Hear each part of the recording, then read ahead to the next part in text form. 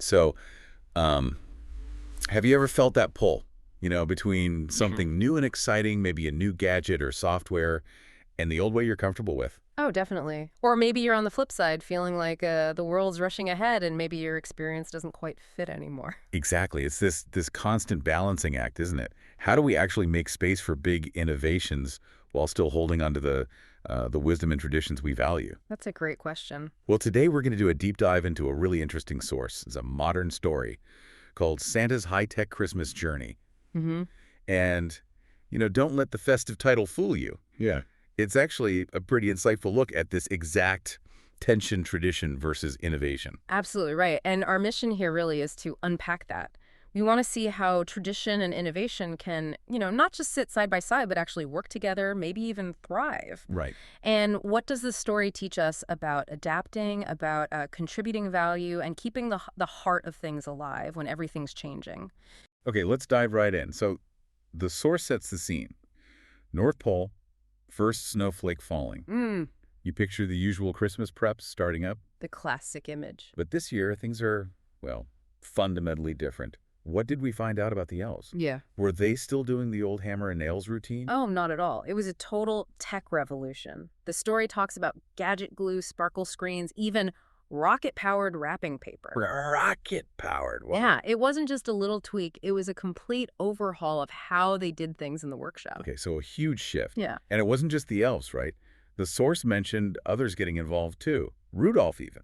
indeed. Rudolph, who you'd think is the master of sleigh flying, was apparently taking lessons. Lessons. From who? Get this, a snowboarding eagle. Okay, that's creative. And Mrs. Claus was in on it too, testing a cookie printer, bake and decorate, all at once. The whole place was just buzzing with new tech. So amidst all this rapid change, you've got Santa. He's like the symbol of Christmas tradition.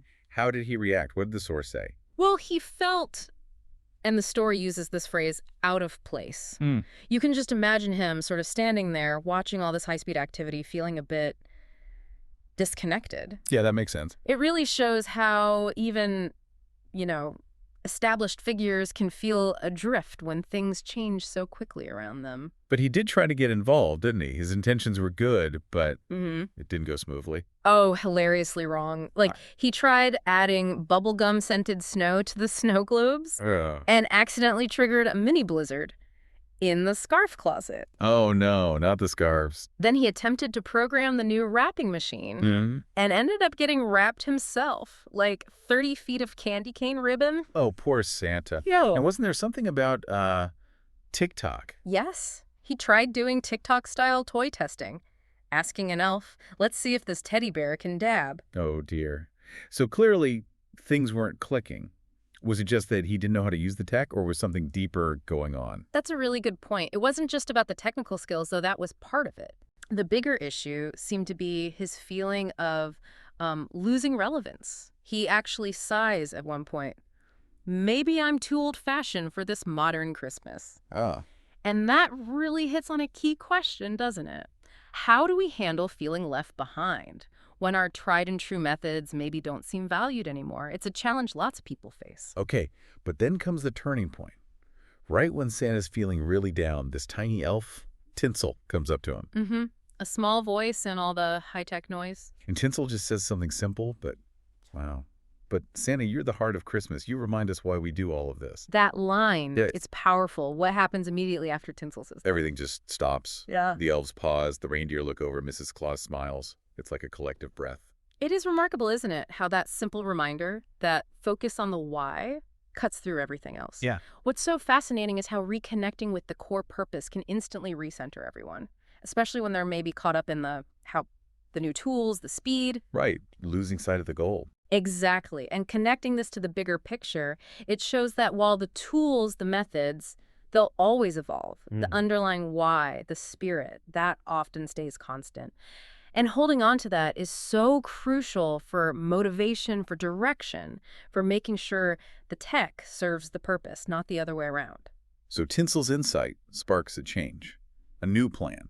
Not just Santa trying to fit in, but something more collaborative. Yes, a really collaborative approach emerged. It became this kind of beautiful exchange. How did that work? Well, Santa started teaching the team about the traditions, the warmth, the kindness, why storytelling matters, the value of a handwritten note, the real heart stuff. Okay. And in return, the elves got him up to speed on the tech. They helped him learn the Slaypad 3000, as the story calls it. Sleephead 3000. I like it. So like reciprocal mentoring. Exactly, a two-way street. And the result? How did Christmas prep go after that? It zoomed ahead.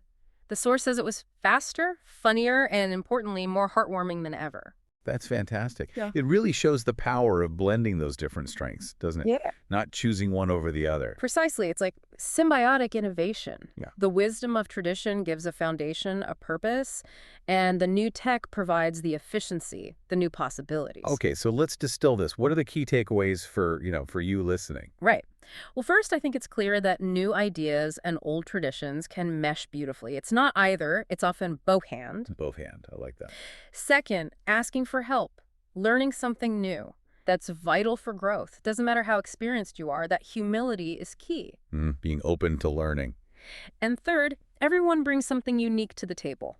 Whether you're the tech whiz or the keeper of tradition, those different perspectives are essential for strong teamwork. You need both. Yeah, valuing all contributions. So the big lesson from the source seems to be Christmas, or any big project really, it's about that teamwork, respecting tradition, but also embracing that joyful imagination, the new possibilities.